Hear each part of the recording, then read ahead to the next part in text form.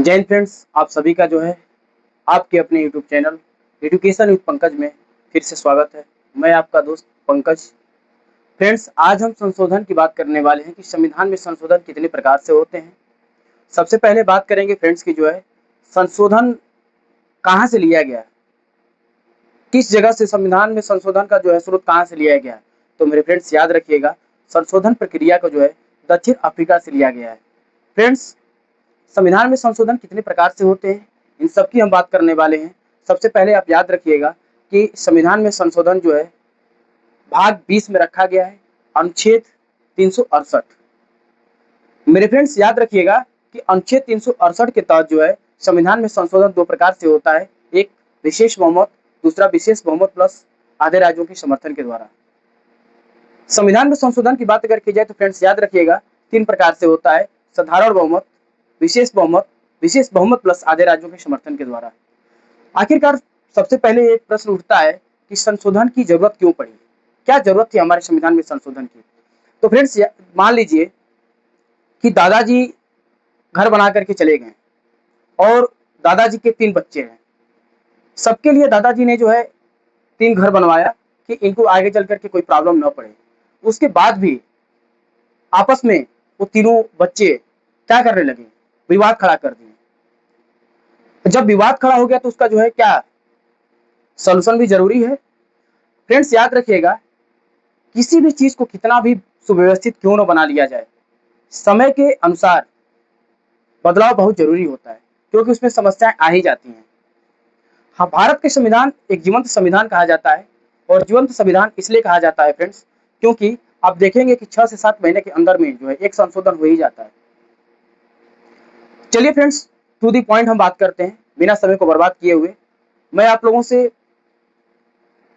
ये गारंटी के साथ कह रहा हूं, ये वादे के साथ मैं कह रहा हूं कि अगर आप लोग 10 मिनट अगर मेरे साथ आप बने रहें तो मैं आप लोगों से वादा कर रहा हूं कि जो है संशोधन से आप लोगों से आने वाले एग्जाम में अगर संशोधन से जो है क्वेश्चंस आ रहे हैं वो गलत नहीं होंगे, इसकी पूरी गारंटी हमारी है।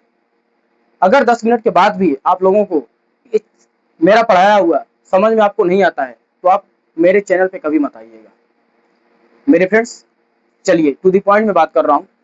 याद रखिएगा फ्रेंड्स कि संविधान में संशोधन की अगर बात की जाए तो याद रखिएगा भाग 20 आर्टिकल 368 में जो है इसको रखा गया है।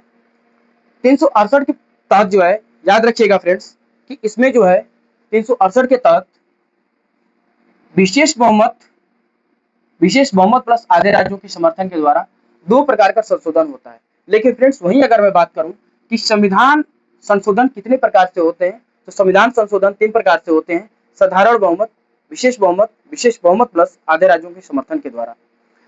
साधारण बहुमत से होने वाले क्या क्या संशोधन है, साधारण बहुमत से कौन से संशोधन होते हैं, हम उसकी बात कर रहे हैं।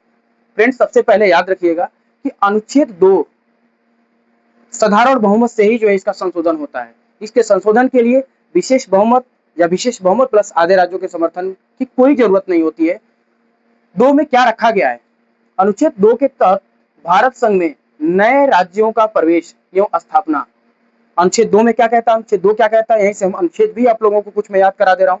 अनुच्छेद 2 कहता है कि नए भारत संघ में नए राज्यों का प्रवेश या उसकी स्थापना। अनुच्छेद 3 नए राज्यों का गठन, राज्यों की सीमा में बदलाव, राज्यों की सीमा को घटाना या राज्यों की सीमा को बढ़ाना या राज्यों के नाम में परिवर्तन, ये अनुच्छेद 3 के तहत होता है। और फ्रेंड्स याद रखिएगा कि अनुच्छेद 3 का भी जो संशोधन होता है वो सिंपल मेजॉरिटी से ही होता है, साधारण बहुमत से ही होता है। फ्रेंड्स आगे अगर मैं बात करूं तो याद रखिएगा कि 11 के तहत नागरिकता में किया गया संशोधन, क्योंकि अनुच्छेद 11 में क्या है, नागरिकों के लिए जो है क्या है, नागरिकता बनाए रखना, यानी कि नागरिकों का जो है प्रावधान किया गया है। अब ये इसमें याद रखिएगा कि अनुच्छेद 11 के तहत नागरिकता में किया गया संशोधन, नागरिकता में किया गया संशोधन जो होगा वो भी जो है साधारण बहुमत से ही होगा। इसका संशोधन के लिए विशेष बहुमत या विशेष बहुमत प्लस आधे राज्यों के समर्थन की कोई जरूरत नहीं पड़ती है। फ्रेंड्स नेक्स्ट अगर मैं बात करूं तो याद रखिएगा कि अनुच्छेद 169 के तहत विधान परिषद का गठन एवं उत्साधन। अनुच्छेद 169 में क्या दिया गया है कि विधान परिषद का गठन, है ना, विधान परिषद का गठन एवं उत्साधन का मतलब होता है मेरे फ्रेंड समापन, समाप्त होना। तो आर्टिकल 169 का भी संशोधन जो होगा वो साधारण बहुमत से ही होगा। राष्ट्रपति, उपराष्ट्रपति एवं न्यायाधीशों के वेतन एवं भत्ते में परिवर्तन। याद रखिएगा कि राष्ट्रपति, उपराष्ट्रपति या न्यायाधीशों के जो है वेतन में अगर बदलाव करना है तो उसका संशोधन, उसके संशोधन करने के लिए विशेष बहुमत या विशेष बहुमत प्लस आधे राज्यों के समर्थन की कोई जरूरत नहीं पड़ेगी, वो सिंपल मेजोरिटी से ही हो जाएगा। मैं फिर से एक बार इसको जो है रिपीट कर रहा हूँ क्योंकि बहुत इंपॉर्टेंट है। इंपॉर्टेंट तो वैसे सभी हैं, लेकिन याद रखिएगा कि राष्ट्रपति, उपराष्ट्रपति एवं न्यायाधीशों के वेतन एवं भत्ते में परिवर्तन के लिए जो है जो संशोधन होता है वो साधारण बहुमत से ही होता है। मेरे फ्रेंड्स, अनुसूची 1, 2, 5, 6, 8 में जो परिवर्तन होता है वो भी साधारण बहुमत से ही होता है। संघ शासित या केंद्र शासित प्रदेश, संघ शासित प्रदेशों के लिए राज्य विधानमंडल का प्रावधान, अगर मान लीजिए कि केंद्र शासित प्रदेशों के लिए राज्य विधानमंडल का प्रावधान अगर करना है तो उसका संशोधन जो है साधारण बहुमत से ही हो जाता है। उसके संशोधन के लिए विशेष बहुमत या विशेष बहुमत प्लस आधे राज्यों के समर्थन की कोई जरूरत नहीं पड़ती है। इसका संशोधन जो है सिंपल मेजॉरिटी से ही हो जाता है। मेरे फ्रेंड्स, मैं एक बार फिर से इसको रिपीट कर दे रहा हूँ कि आप लोगों को अच्छे से याद हो जाए। याद रखिएगा कि साधारण बहुमत से होने वाले जो संशोधन है ये अनुच्छेद 2, अनुच्छेद 3 और अनुच्छेद 11, अनुच्छेद 169 169 और याद रखिएगा कि राष्ट्रपति, उपराष्ट्रपति या न्यायाधीशों के वेतन एवं भत्ते में जो संशोधन होता है वो साधारण बहुमत से ही होता है। और संघ शासित या केंद्र शासित प्रदेश के लिए याद रखिएगा कि राज्य विधानमंडल का जो प्रावधान होगा, है ना, राज्य विधानमंडल का जो प्रावधान होगा वो साधारण बहुमत से ही हो जाता है। और याद रखिएगा कि अनुसूची 1, 2, 5, 6 और 8 में जो परिवर्तन होता है वो साधारण बहुमत से ही होता है। मैं आशा करता हूं कि आप लोगों को जो है साधारण बहुमत समझ में आ गया होगा। साधारण बहुमत से आपको अगर क्वेश्चन आ रहा है तो गलत नहीं होगा। मेरे फ्रेंड्स, याद रखिएगा कि अब हम बात करने वाले हैं विशेष बहुमत प्लस आधे राज्यों के समर्थन। अब याद रखिएगा ये जो है ये संघीय ढांचे से जुड़ा हुआ है। संघीय ढांचे का मतलब होता है कि केंद्र और राज्य दोनों, ठीक है। तो अब अगर मान लीजिए कि संघीय ढांचे से जो भी मुद्दे जुड़े हुए हैं उनका अगर संशोधन कराना है मेरे फ्रेंड्स, तो वो विशेष बहुमत प्लस आधे राज्यों के समर्थन के द्वारा ही होगा। वो विशेष बहुमत या साधारण बहुमत से संशोधन नहीं होगा। वो क्या क्या है उनको देख लेते हैं। केंद्र की कार्यपालिका शक्ति का विस्तार। मेरे फ्रेंड्स, अगर केंद्र की कार्यपालिका शक्ति का अगर विस्तार करना हो तो इसके संशोधन में जो है विशेष बहुमत प्लस आधे राज्यों की समर्थन की जरूरत पड़ेगी, तब इसका संशोधन हो पाएगा, अन्यथा इसका संशोधन नहीं हो पाएगा। दूसरा क्या है फ्रेंड्स, राज्य की कार्यपालिका शक्ति का विस्तार। अगर राज्य की कार्यपालिका शक्ति का भी अगर विस्तार करना हो तो फिर मेरे फ्रेंड्स इसके संशोधन में जो है याद रखिएगा कि विशेष बहुमत प्लस आधे राज्यों के समर्थन की जरूरत पड़ेगी, तभी इसका संशोधन हो पाएगा। नेक्स्ट याद रखिएगा, राष्ट्रपति के निर्वाचक मंडल में परिवर्तन। अब राष्ट्रपति के निर्वाचक मंडल में भी जो है परिवर्तन करना होगा, तो इसका भी संशोधन विशेष बहुमत प्लस आधे राज्यों के समर्थन के द्वारा ही हो पाएगा। नेक्स्ट, राष्ट्रपति के निर्वाचन विधि में परिवर्तन। अगर राष्ट्रपति की निर्वाचन विधि, फिर से याद रखिएगा कि राष्ट्रपति के निर्वाचन मंडल और राष्ट्रपति की निर्वाचन विधि में परिवर्तन अगर करना हो तो इसको जो है विशेष बहुमत प्लस आधे राज्यों के समर्थन के द्वारा ही जो है इसका संशोधन हो पाएगा। संघ शासित प्रदेशों में उच्च न्यायालयों की अगर व्यवस्था करनी हो, मान लीजिए कि संघ शासित प्रदेश है उसमें उच्च न्यायालयों का जो है अगर व्यवस्था करना हो तो इसका संशोधन जो है विशेष बहुमत प्लस आधे राज्यों के समर्थन के द्वारा ही होगा, विशेष बहुमत या साधारण बहुमत से नहीं होगा। मेरे फ्रेंड्स, आगे देखिए, सुप्रीम कोर्ट या हाई कोर्ट में परिवर्तन। सुप्रीम कोर्ट में या हाई कोर्ट में परिवर्तन अगर करना हो तो इसके लिए भी जो है विशेष बहुमत प्लस आधे राज्यों के समर्थन की जरूरत पड़ती है, तब इसका संशोधन हो पाता है।